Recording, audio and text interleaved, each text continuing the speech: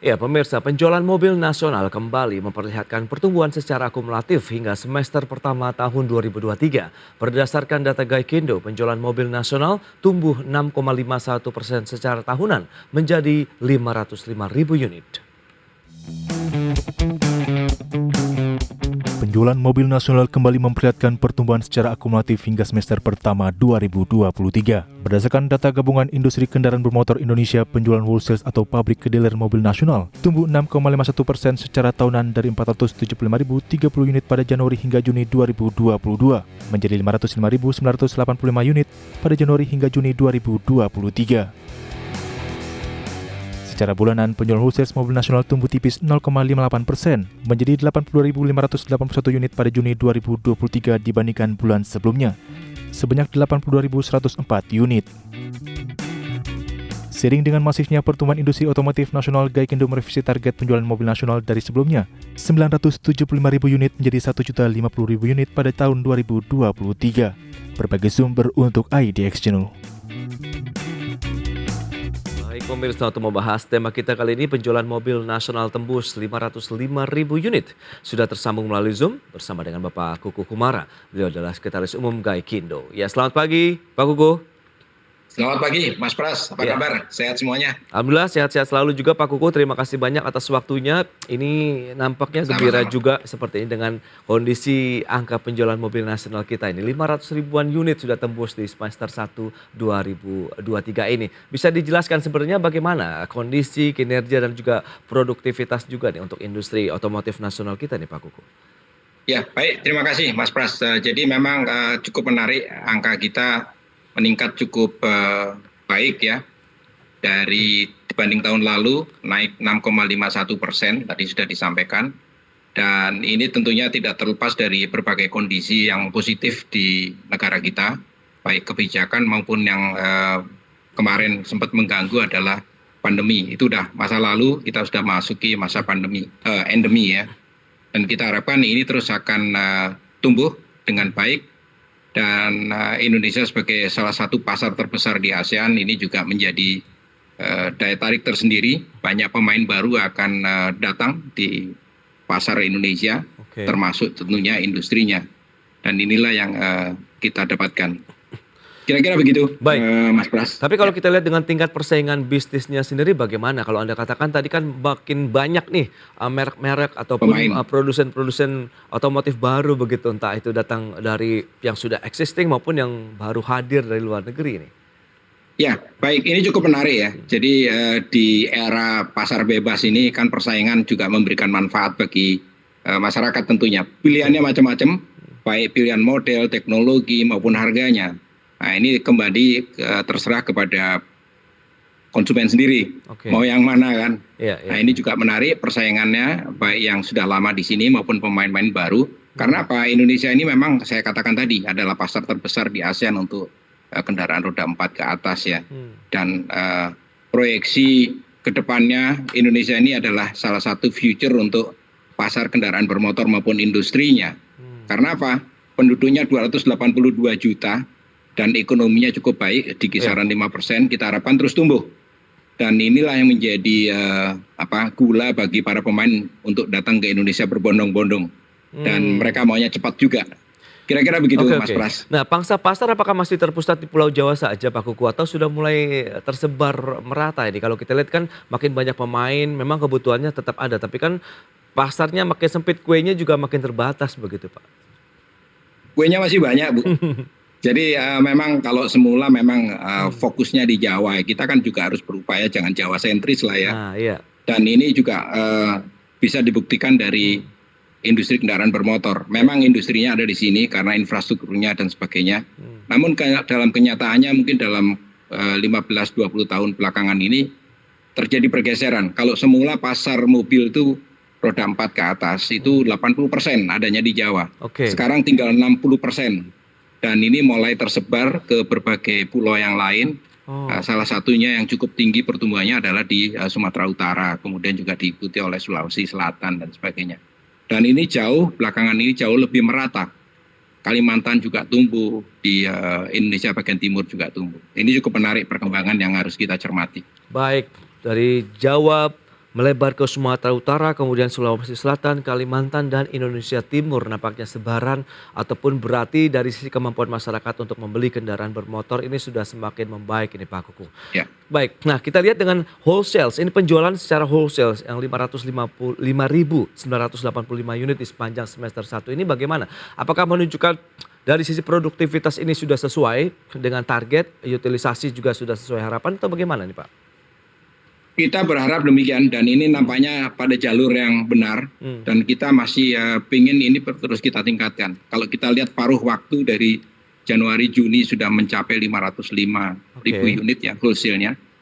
Sisa waktu dari bulan Juli ini sampai Desember kita harapkan bisa lebih baik lagi ketimbang semester 1 di tahun 2023 nih Mas Pras. Oke, nah faktor-faktor yang secara khusus begitu mendukung dari kinerja penjualan wholesale-nya sendiri apa saja ya Pak Kuku?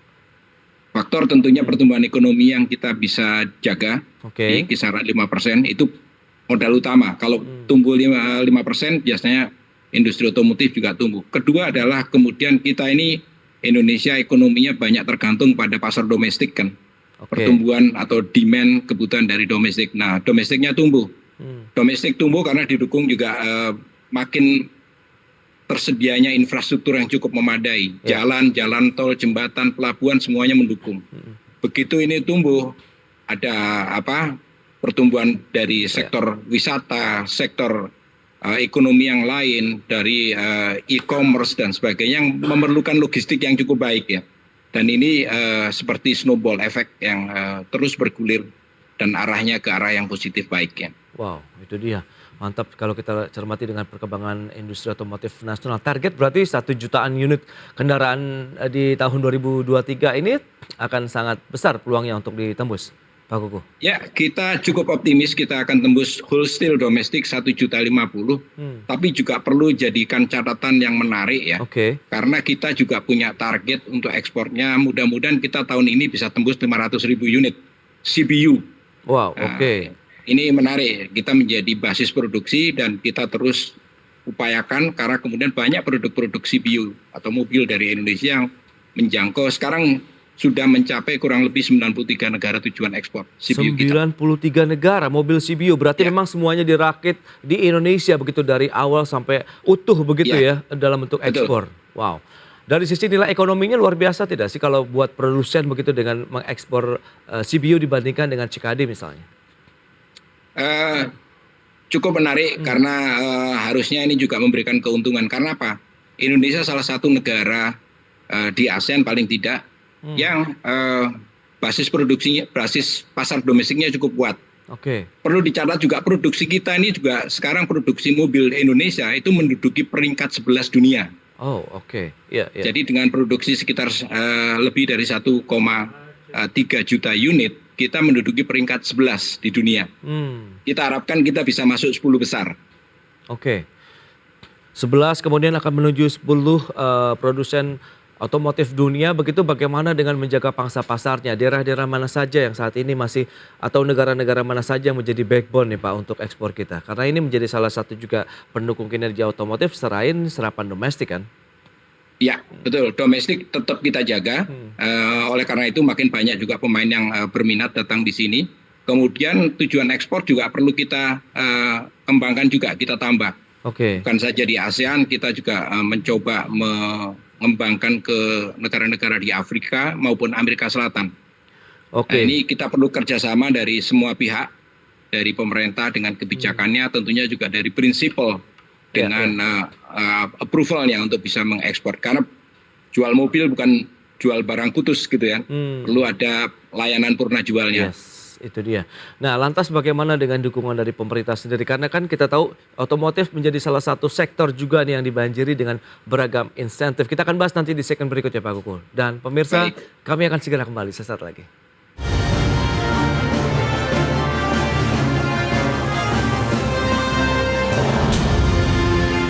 Ya, terima kasih Anda masih bergabung bersama kami dalam Market Review. Berikut ini kami sampaikan sejumlah data untuk Anda terkait dengan sektor otomotif nasional. Yang pertama kita lihat dari sisi penjualan retail.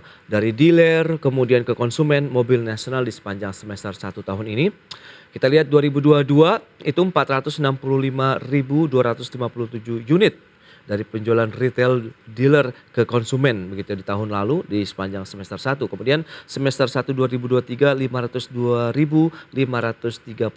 unit di semester 1 2023. Kita lihat ada lonjakan juga ya dari sisi penjualan retailnya. Kemudian pemimpin pasar otomotif nasional per Juni 2023 ini merek apa saja sih? Baik, kita lihat Toyota nampaknya mendominasi. Perbandingan ini retail dan juga wholesales-nya, kita lihat retail 156.830 unit, kemudian wholesales-nya 160.276 unit menempati posisi pertama. Kemudian posisi kedua Daihatsu untuk retail 102.515 unit, kemudian wholesales-nya 99.240 unit, diikuti oleh Honda dan juga Suzuki. Baik, kita lanjutkan kembali perbincangan bersama dengan Bapak Kukuh Kumara, Sekretaris Umum Gaikindo.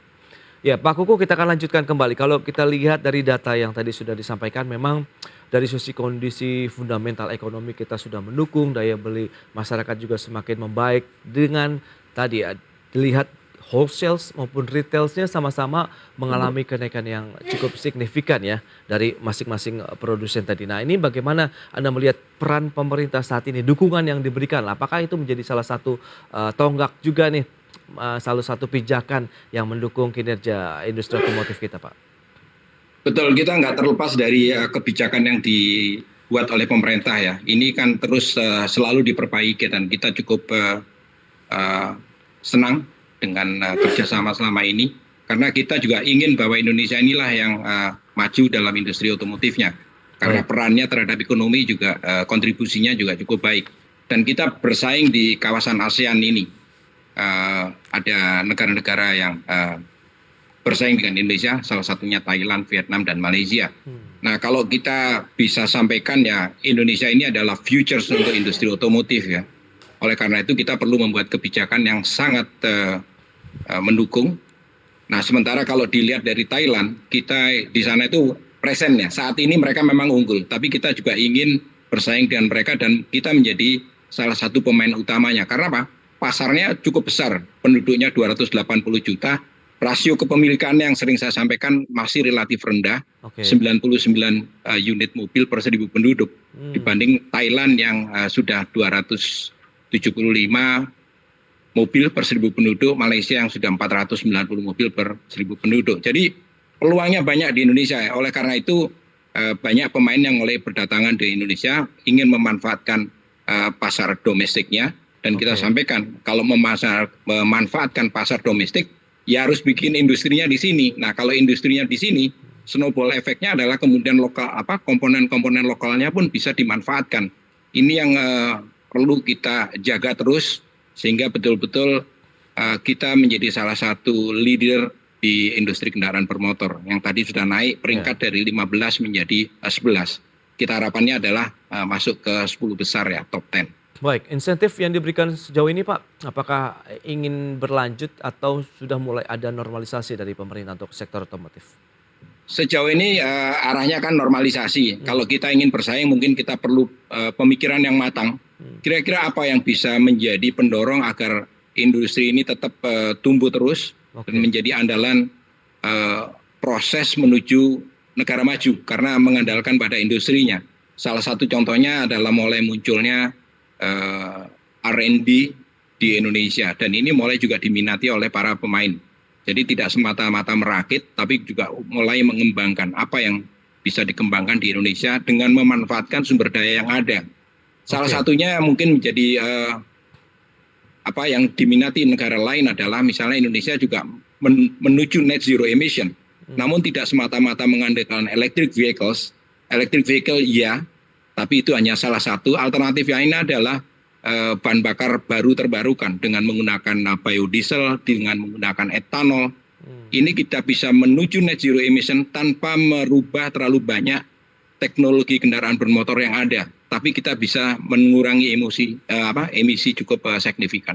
Ya itu dia kalau kita lihat dengan upaya pemerintah juga ya untuk net zero emission. Tapi dari sektor khususnya industri otomotif begitu. Sejauh mana dukungan yang diberikan? Karena kita tahu juga ternyata peminatnya ini luar biasa ya untuk mobil elektrik begitu Pak Kukuh. Ini Anda melihat apakah kansnya akan segera beralih begitu switching begitu dari combustion biasanya kan kita tahu pembakar dalam kemudian menjadi mobil listrik misalnya untuk mesinnya.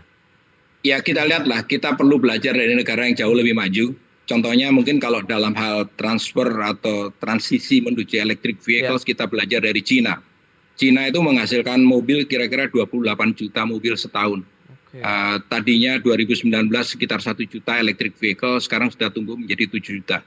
Tapi leave it atau biarkanlah konsumen yang memilih karena mereka lah yang punya vote untuk memilih elektrik atau yang lain. Namun di Indonesia kita juga bisa menawarkan apa yang dimiliki oleh lokal. Seperti saya katakan tadi etanol, kita bisa memanfaatkan berbagai macam tanaman yang ada di Indonesia untuk menghasilkan etanol dan itu juga bisa mengurangi import bahan bakar fosilnya. Betapa menyenangkan kalau kita bisa memanfaatkan tebu, jagung, singkong dan sebagainya untuk bahan bakar. Dan itu juga petani juga mendapatkan manfaatnya dari perkembangan teknologi kendaraan bermotor di Indonesia. Oke, itu dari sisi penjualan produktivitas begitu nampaknya sudah menunjukkan tren positif. Beberapa waktu lalu kan kita sempat terkendala ada beberapa dari sisi bahan baku, kemudian semikonduktor sendiri. Apakah saat ini sudah terpecahkan, Pak? Saat ini cukup terkendali mengenai bahan baku ya, termasuk semikonduktor dan sebagainya. Namun kita nggak boleh berhenti di situ tentunya. Kita perlu kembangkan upaya untuk mengembangkan sendiri industri semikonduktor untuk mendukung industri kendaraan bermotor dan industri-industri yang lain yang memanfaatkan semikonduktor. Itu juga perlu kita kembangkan. Ya, R&D tadi Anda katakan menjadi salah satu juga yang disasar oleh investor asing begitu ya pada saat menanamkan investasi di sektor otomotif. Apakah ada wacana begitu bahwa kita bisa membangun semikonduktor sendiri di Indonesia secara mandiri nih Pak Kukuh? Ya, itu harus kita lakukan supaya kita tidak tergantung dari pihak lain. Kita punya sumber daya, tinggal masalahnya waktu dan kemudian konsistensi pertumbuhan maupun konsistensi dari kebijakan-kebijakan yang ada. Sehingga para pelaku merasakan nyaman bahwa iya kita bisa tumbuh di Indonesia dan sebenarnya kita bisa. Itu yang kita harapkan dan karena zaman sekarang industri kendaraan bermotor nggak ada yang terbebas dari penggunaan semikonduktor. Jadi harusnya kita juga bisa menumbuh kembangkan itu. Ya, baik. Nah, peran dari Gaikindo sendiri bagaimana Anda melihat bahwa dengan kondisi pertumbuhan sektor otomotif yang semakin baik begitu ya, trennya positif tapi kan juga bermunculan banyak pemain-pemain baru supaya ini diorkestrasi dengan baik ini. Posisi Gaikindo bagaimana, Pak? Ya, kita mengayomi semuanya ya dan kita dianggap sebagai strategic partner oleh pemerintah. Kita memberikan masukan yang positif untuk pemerintah untuk kebaikan kita semuanya. Demikian juga para pemain baru yang datang ke sini kita juga berikan advokasi. Silakan potensinya seperti ini. Ya jangan sampai mereka datang ke sini kemudian salah gaul, gagal kemudian nyalain Indonesianya gitu. Padahal mungkin mereka belum memahami sepenuhnya perilaku ataupun kebiasaan masyarakat Indonesia maupun keinginannya gitu kan. Dan kita bisa jelaskan semua cukup fair lah ya. Oke, dengan angka penjualan wholesale yang sudah di atas 500.000 unit, target 1 juta unit yang optimis tercapai, kita bicara mengenai harga ini. Sejauh mana kompetisi harga ini bisa menentukan dari sisi target penjualan kah, kemudian kualitas dari otomotif ataupun mobilnya sendiri nih yang ditawarkan kepada konsumen? Ya betul, sekarang jual mobil bukan hanya sekedar jual mobil dengan harga murah ya. Kita tentunya berharap mobil-mobil itu bisa dijual dengan harga yang terjangkau oleh masyarakat. Oleh karena itu kita belajar dari apa yang sudah kita lakukan selama puluhan tahun di Gaikindo. Misalnya saja harga-harga di kisaran 300 juta ke bawah itu memang diminati oleh banyak masyarakat. Kemudian jenisnya misalnya jenis MPV memang masih mendominasi. Tapi ada pergeseran ke arah SUV. Dan kemudian kualitas tentunya kita nggak mungkin lagi jual dengan era digitalisasi maupun era media sosial. Nggak mungkin lagi kita bohong lah. Jadi masyarakat tahu apa yang terjadi di belahan dunia lain dalam waktu sekian detik harus bisa sampai di sini. Nah kalau bisa juga ada di sini. Oleh karena itu pun kita juga memberikan masukan informasi ke masyarakat keseluruhannya berita-berita yang negatif itu dari siapapun juga sebaiknya dijaga. Karena begitu ada muncul berita yang kurang bagus dalam waktu sepersekian detik udah sampai di negara lain. Ya, Dan ya. mereka nanya ke Indonesia, ini ada apa di Indonesia dan sebagainya. Oke, memang pernah ada satu kondisi viral ya, ada satu Iya, merek kendaraan begitu yang baru saja dirilis tapi kemudian mengalami kendala begitu dari sisi kelistrikan. Iya. Oke, baik, tapi kalau kita lihat dengan kondisi seperti ini berarti inovasi menjadi kunci dong kalau bisa bertahan industri otomotif. Mengingat tadi banyak masyarakat yang kemudian kita lihat juga membandingkan nih, kok di luar negeri kualitasnya seperti ini dengan harga sekian bla bla bla begitu Pak Kuku.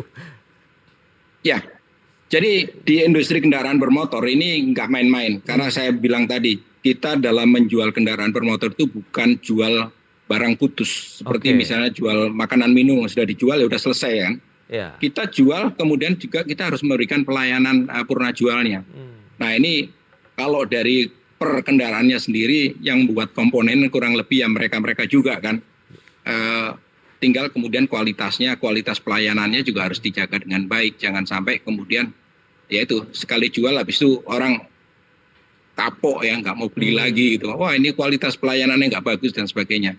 Jadi tahapannya sudah berbeda. Indonesia sudah semakin maju, masyarakatnya pun sudah semakin banyak memahami aspek-aspek baru dalam kendaraan bermotor ya. Nah, untuk ketersediaan industri suku cadangnya sendiri lah, kalau kita bicarakan banyak mobil-mobil baru begitu saat ini ya. Pak Kuku, apakah ini juga sudah terjamin sehingga tadi layanan purna jualnya juga tidak untuk jangka pendek? Ya, jadi ini yang selalu kita ingatkan, siapapun juga yang datang ke Gaikindo kita ingatkan, Anda mau masuk pasar Indonesia, Anda mau jualan atau mau masuk industrinya. Ini industri bukan industri main-main. Jadi kita tanyakan komitmennya. Pemerintah juga menanyakan hal yang sama. Ada undang-undangnya yang mengatakan mereka harus menyediakan purna jualnya. Sekali masuk ke industri otomotif, mereka harus punya rencana atau master plan-nya. Di kisaran 15-20 tahun ke depan produknya seperti apa. Jangan kemudian mikir hanya Indonesia lagi bagus nih 5 tahun ke depan. Mereka nggak punya rencana yang jangka panjangnya, itu akan kalah bersaing lah. Baik, terakhir harapan Pak Kuku untuk industri otomotif kita sampai paling tidak sepanjang tahun 2023? Kita tentunya harapannya 2023 akan lebih baik karena di semester kedua ini sudah nggak banyak libur dibanding dengan semester 1. Dan kita ingin bahwa industri kita tetap tumbuh. Gaikindo menginginkan kita tidak terjebak dengan penjualan kendaraan bermotor yang hanya sekitar 1,3 juta unit setahun. Kita ingin kalau bisa menembus 2 juta, 3 juta. Ekspornya pun kalau bisa menembus lebih dari 1 juta kendaraan satu tahunnya. Baik. Itu harapan kami dari Gaikindo. Baik, dan itu semoga tercapai karena itu menjadi salah satu juga nanti multiplier effect yang dirasakan juga manfaatnya kepada masyarakat untuk penciptaan lapangan tenaga kerja baru juga di sektor otomotif. Baik, Pak Kuku terima kasih banyak atas waktu dan sharing yang sudah Anda sampaikan kepada pemirsa pada hari ini. Selamat melanjutkan aktivitas Anda kembali. Salam sehat. Terima kasih kembali. Salam sehat kembali. Baik pemirsa, 1 jam sudah saya menemani Anda dalam Market Review. Saya Prasetyo Wibowo beserta kerabat kerja yang bertugas undur diri. Terima kasih dan sampai jumpa.